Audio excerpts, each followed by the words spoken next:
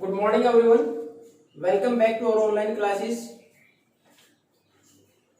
In the last class, we have discussed about the control of Delhi Sultans in nearby areas of Delhi, from a garrison town to the hinterland और the country side. कि पहले जो केवल एक इस प्रकार से शहर, एक किलाबंदी कैंट जिसको आज के समय बोलते हैं, सेना को रखा जाए, उससे बाहर निकल के और बराबर की जमीन के ऊपर शासन करना. अब जैसे उन्होंने वहां से अपना शासन बाहर निकालने के लिए हिंटरलैंड जो साथ लगती जगह जहां से the goods and the production of the agriculture crops can be there, कि वो जगह जो गांव के आसपास है, शहर के आसपास जहां खेती की जा सकती है, सामान की और सप्लाई की जा सकती है, हिंटरलैंड थी, उस पर कंट्रोल करने का प्रयास किया गया. फिर धीरे धीरे उन्होंने बाकी साथ लगते एरिया के ऊपर भी कब्जा किया. सब कंटिनेंट जो बाकी हमारे उपमहाद्वीप के जगह थी उनके ऊपर भी इन्होंने शासन किया. धीरे धीरे वहां से रेवेन्यू कलेक्शन भी किया, वहां जस्टिस प्रोवाइड कराना भी इन शासकों का काम था, सुल्तान जो रहे इनका काम था.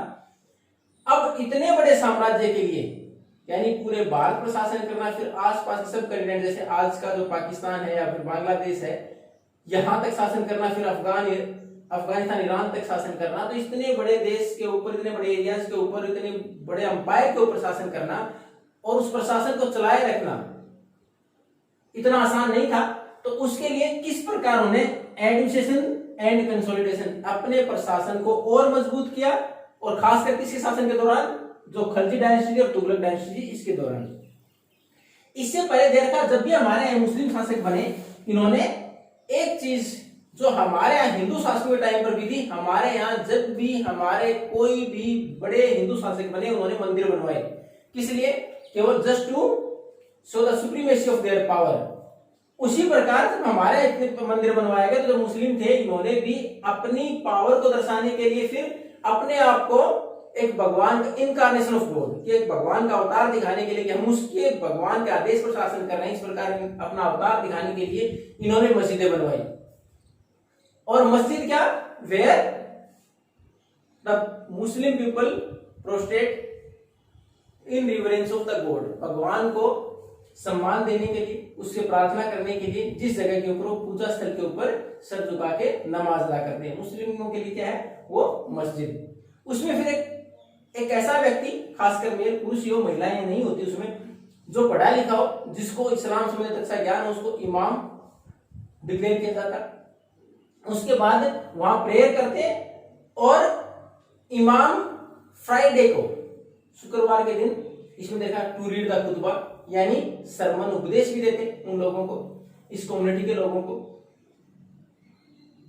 इसमें एक चीज और कि जब भी नमाज अदा की जाती है तो उसमें क्या है कि in which direction we are suppose to keep our head, किस दिशा में रखते हैं हम? वो है मक्का की दिशा में. अगर भारत की बात करें की साइड पश्चिम डायरेक्शन के अंदर, जो वेस्टर्न हमारी डायरेक्शन है उसके अंदर हम, और उस जगह को जिस जगह की तरफ वो अपना सर रख के नमाज अदा करते हैं, यानी मक्का की तरफ जो अपनी पूजा करने के लिए सर रख के तब नमाज अदा करते हैं, तो हमारे कौन से पश्चिम दिशा है वो, और उसको बोलते हैं किबला, कि QIBLA इसमें दे रखा है. अब उसके बाद प्रशासन की बात करें, क्योंकि हमें आगे तो पढ़ना था प्रशासन किस प्रकार मजबूत किया. ये तो लोगों के अंदर इस प्रकार की भावना पैदा करना, एक समुदाय के अंदर इस प्रकार की भावना पैदा करना कि उसके अनुसार शासन कर रहे हैं और खुदा के आदेश के अनुसार शासन कर रहे हैं, उसकी व्यवस्थाओं को इंप्लीमेंट कर रहे हैं, इसलिए कि लोगों का विश्वास बना रहे हैं शासन में. अब प्रशासन के बाद इतना बड़ा प्रशासन चलाना आसान नहीं था. उसके लिए इनके पास सबसे जरूरी चीज क्या थी कि जिस इलाके में वो गवर्नर नियुक्त कर रहे हैं या रेवेन्यू कलेक्शन के लिए किन लोगों को नियुक्त कर रहे हैं, दे मस्ट बी रिलायबल, उनके ऊपर भरोसा तो हो. अब इसमें आप देखोगे ज्यादातर जो लोग थे, इन्होंने किन लोगों को रखा? They preferred the slaves than their own son, अपने लड़कों से भी ज्यादा विश्वास उन्होंने जो उनके पास दास थे, they were purchase from somewhere. हालांकि वो लोग सेवा के लिए, अपने पास सेवा के लिए बाहर से खरीदे गए थे. उसके बाद they were grown up in the very same empire, उसी एम्पायर में अपने पास रख के उनको बड़ा किया गया, उनको ट्रेनिंग दी गई. और ज्यादातर ये लोग किसके लिए रखे गए थे? सेना के लिए, सेना में सेवाएं देने के लिए लोगों को रखा गया था. और उनको धीरे धीरे प्रशिक्षण दिया गया कि अगर कोई महत्वपूर्ण पद दिया जाए तो शासन कैसे चला सकते हैं. तो प्रशासन को मजबूत करने के लिए उनके पास विश्वसनीय लोग होने चाहिए, जिनके ऊपर विश्वास रखा जा सके और ईमानदारी से काम करे, वफादार हो, लॉयल हो राजा के प्रति. तो इन्होंने किनको प्रेफरेंस दी? इन्होंने अपने जो स्लेव थे उनको प्रेफरेंस दी और उनको आगे बढ़ाया शासन में. प्रशासन, उनको गवर्नर बनाया गया अलग अलग जगह के ऊपर. अब उसके बाद इसी व्यवस्था को आगे कंटिन्यू रखा, जो ये व्यवस्था शुरू की गई थी सुल्तानों के द्वारा। ये खलजी डायनेस्टी रही चाहे तुगलक रहे, इन्होंने, और जो बंदी बनाए गए थे यानी स्लेव थे जो उनके पास, उनको बोलते थे बंदागन, जिनको स्लेव बना के रखा गया था। हालांकि रखा सेना के लिए गया था, लेकिन धीरे धीरे उनको इस प्रकार आगे बढ़ाया गया। पूरी तरह किसी ऊपर डिपेंड थे, they are totally depend on their master, अपने मालिक पर डिपेंड थे, तो इसलिए वफादार बने रहते थे वो। लेकिन इसमें परेशानियां कहाँ आई थी? अब खलजी और तुगलक के टाइम पर भी इनको बनाए रखा, लेकिन उस टाइम पर एक वर्ड इस्तेमाल किया, क्लाइंट्स। क्लाइंट किसके लिए वर्ड, आजकल हम किसी लिए क्लाइंट इस्तेमाल करते हैं अगर हम कोई सामान बेचने वाले ग्राहक हमारे पास है, लेकिन क्लाइंट उस वक्त किसके लिए वर्ड इस्तेमाल किया, who were depend on others, जो दूसरे पर डिपेंड, यानी राजा के ऊपर डिपेंड होता, जो उसके सहायक के तौर पर पूरी तरह उसके ऊपर निर्भर रहता, उसी व्यक्ति को बनाते हैं, यानी एक तरह से दास। क्लाइंट भी who is depend on the king, तो उसकी पैट्रोनेज के ऊपर ही डिपेंड हो।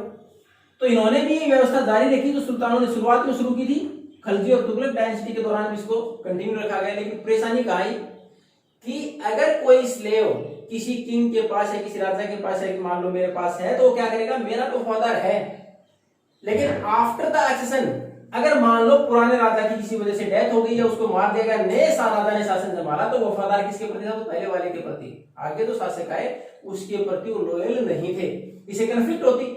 जो नए राजा अपने साथ नए हमारे व्यवस्था के अंदर नए गवर्नर रखते, नए नोबल्स दरबार के अंदर जो कोर्ट में होते, उनको नए जो दरबारी रखते, उनमें आपस में विवाद होता है। कई बार ये इनस्टेबिलिटी ऑफ द गवर्नमेंट, सरकार में अस्थिरता आती, क्योंकि आपस में विवाद बढ़ता है, परेशानियां बढ़ती राजा की, तो शासन करना आसान नहीं रहता, क्योंकि जो भी स्लेव थे they were loyal of the empire और king who kept them as slave, जिन्होंने उनको स्लेव के तौर पर रखा था कि उसी के वफादार होते थे। अब उसके बाद इस व्यवस्था को और आगे बढ़ा के फिर जो अलाउद्दीन खलजी और मोहम्मद तुगलक की बात नहीं, उन्होंने जैसे पहले तो लो बैकग्राउंड से लोगों को रखा क्योंकि उनके विश्वसनीय थे। इसमें एक एग्जाम्पल देखो मोहम्मद तुगलक का है, उन्होंने अपने यहाँ ऐसे ऐसे लोगों को बड़े पदों तक पहुंचा दिया जो कि वफादार थे, इनको लगा कि शासन में सहायता करेंगे। तो जैसे उनके पास कोई बार्बर, नाई था, कुक, उसके बाद आपने उसके अंदर पढ़ा कि अगर कोई नाई का काम करता है, उसका खाना बनाने वाले का काम था, गार्डनर, माली थे, उनको उस लेवल तक प्रशासन के बड़े पदों तक पहुंचा दिया। अब उसके बाद इन्होंने आगे फिर गवर्नर किसको बनाया, जो सेना के अंदर सेनापति थे, जो कमांडर थे, उनको उन्होंने अपना गवर्नर बनाना शुरू कर दिया रेवेन्यू कलेक्शन के लिए। अब इसका बेनिफिट क्या था कि कमांडर है, एक तो सेना पर कंट्रोल है उनका, और सेना के जरिए उनका नियंत्रण बाकी एरिया जिनको कि उनके लिए कलेक्शन के लिए, रेवेन्यू कलेक्शन के लिए दिया जाएगा, उस पर भी नियंत्रण रहेगा। तो इन्होंने जो जमीन उन लोगों को दी, मान लो एक व्यक्ति को एक पार्टिकुलर एरिया दे दिया गया, किसी भी एक व्यक्ति को मान लो लक्ष्मणगढ़ का एरिया दिया गया कि आपको यहां से रेवेन्यू कलेक्ट करनी है, यहाँ गवर्नर नियुक्त कर दिया गया। अब उस वक्त इस एरिया को क्या बोला गया, इसको बोला गया इक्ता, यानी सल्तनत काल में एक particular area which was decided to collect revenue, एक पार्टिकुलर एरिया जहां से कोई व्यक्ति एक व्यक्ति रेवेन्यू कलेक्ट करेगा, उसको बोला गया इक्ता। और जो व्यक्ति रेवेन्यू कलेक्ट करता है वो इक्तादार, जिसको जमीन दी गई कलेक्ट करने के लिए, इक्तादार, या फिर उसको बोलते मुक्ति। तो इसमें फिर जो रेवेन्यू कलेक्ट करता, इक्तादार या मुक्ति, उसको जिम्मेवारी देगी, सेना का नियंत्रण तो रखेगा, अपने पास सेना भी रखेगा, उसके साथ रेवेन्यू कलेक्शन का काम करेगा। उसी रेवेन्यू कलेक्शन में से वो अपनी सैलरी भी निकालेगा, और जो अपने पास सैनिक रख रहा है उनकी सैलरी भी उसी रेवेन्यू कलेक्शन में से निकालेगा। लेकिन इसके साथ साथ अलाउद्दीन खिलजी और मोहम्मद तुगलक ने काम और किया, असेसमेंट किया उस जगह का कि वहां से कितना टैक्स वसूला जा सकता है।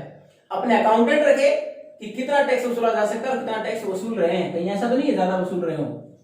और फिर ये दे आर ट्रांसफरेबल, ये जो इक्ता था ट्रांसफरेबल था, यानी आज अगर किसी एक बच्चे को दे रखा है, किसी एक व्यक्ति को दे रखा है, तो कल कोई किसी दूसरे व्यक्ति को दिया जा सकता है। क्यों?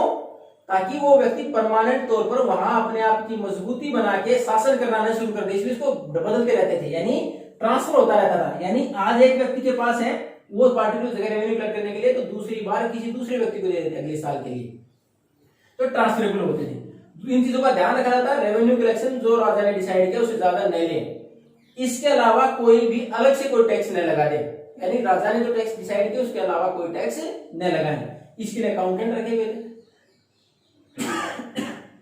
मुख्य तौर पर उस टाइम पर 3 प्रकार के टैक्स लिए जाते। पहला था लैंड रेवेन्यू, जो जमीन पर प्रोडक्शन का टैक्स लिया जाता, यानी जो फसल उगाई जाती है उसका टैक्स लिया जाता, इसको बोलते खराज। और वो कितना होता? 50%, यानी अगर आपके पास 100 केजी अनाज हुआ तो 50 केजी रेवेन्यू के तौर पर चला जाएगा, टैक्स में चला जाएगा, यानी 50% ही लैंड रेवेन्यू, लैंड प्रोडक्शन पर था। दूसरा कैटल्स, जो भी जानवर थे उसके ऊपर टैक्स लगता कि आपको इतने जानवर है तो हर जानवर के अनुसार पर काउंट, पर हेड काउंट की काउंट करके उसके अनुसार टैक्स देना पड़ता। फिर हाउसेस क्रैकर, जैसे शहरों में भी लगता हाउस टैक्स, उस पर टैक्स लगता। तो मुख्य तौर पर 3 प्रकार के टैक्स लगते हैं। पहला तो लैंड रेवेन्यू, लैंड प्रोडक्शन, जो खेती का प्रोडक्शन होता है उसके ऊपर, जिसको खराज बोलते हैं। उसके बाद कैटल्स, जानवरों के लिए, और उसके बाद हाउसेस, घरों के ऊपर टैक्स लगता। अब इतने सारे टैक्स और ये व्यवस्था मजबूत की गई कि इसके गवर्नर किस प्रकार टैक्स वसूलेंगे। अब ये सारी व्यवस्थाएं होने के बावजूद जब इन्होंने इतनी सारी व्यवस्थाएं की तो धीरे धीरे अपना शासन भी बढ़ाया। इनके लिए सबसे बड़ी समस्या क्या है कि इतने वास्ट एम्पायर के ऊपर शासन करना आसान नहीं रहा। अब दिल्ली से बंगाल के ऊपर शासन करना आसान नहीं था। फिर उन्होंने साउथ इंडिया तक शासन किया था, तो वहां भी धीरे धीरे वो इंडिपेंडेंट होने शुरू हो गए। साउथ इंडिया में जब इनका नियंत्रण, क्योंकि दिल्ली से शासन साउथ इंडिया तक चलाना आसान नहीं था, तो धीरे धीरे वो स्वतंत्र होते चले गए। अब इन्होंने अलाउद्दीन खिलजी और मोहम्मद तुगलक ने बहुत बार प्रयास किया उन एरियाज के ऊपर नियंत्रण भी करने का प्रयास किया। उसमें गंगा का इलाका था जहां की फॉरेस्ट डिवीजन, वन क्षेत्र था, उसके अंदर शासन करना चीफटेन और लोकल चीफटेन, स्थानीय सरदार थे, वही शासन करते थे। कुछ समय के लिए उन्होंने कंट्रोल किया, लेकिन वापिस उन्होंने अपना नियंत्रण, जो सरदार थे उन्होंने अपना नियंत्रण स्थापित कर लिया। उसके बाद समस्या क्या आई? उसके बाद समस्या थी वेस्टर्न साइड से बाहर से आक्रमण। उसमें दे रखा है इन 1219 में, ये ईरान का नॉर्थ ईस्ट का हिस्सा है, ट्रांसोक्सिना, इसके ऊपर चंगेज खान ने आक्रमण किया। उसके बाद उसने दिल्ली की तरफ, दिल्ली सल्तनत की तरफ, हमारे यानी वेस्टर्न साइड से जो बाउंड्री है वहां से दिल्ली की तरफ भी आगे बढ़े। अब इन सारी चीजों से निपटने के लिए इतने सारे आक्रमण, यानी पहले तो अंदर ही थे, अंदर जो गवर्नर मौजूद थे उन्होंने इनके खिलाफ विद्रोह किया। उसके बाद इन इलाकों पर उन्होंने शासन किया, धीरे धीरे वो इंडिपेंडेंट वापस होने शुरू हो गए थे। और तीसरा बाहर से, मुख्य तौर पर वेस्ट साइड से हमारे ऊपर जो आक्रमण हुए, तो इसमें नेक्स्ट क्लास में हम पढ़ेंगे उन्होंने उससे निपटने के लिए तुगलक और हमारे पास जो खलजी डायनेस्टी, उन्होंने क्या कुछ नियंत्रण करने का प्रयास किया, किस प्रकार उन्होंने हमलों को रोकने का प्रयास किया, किस प्रकार मजबूती से उनको रोका और अपने शासन को आगे बढ़ाया। We will continue in the next class. Thank you and have a nice day.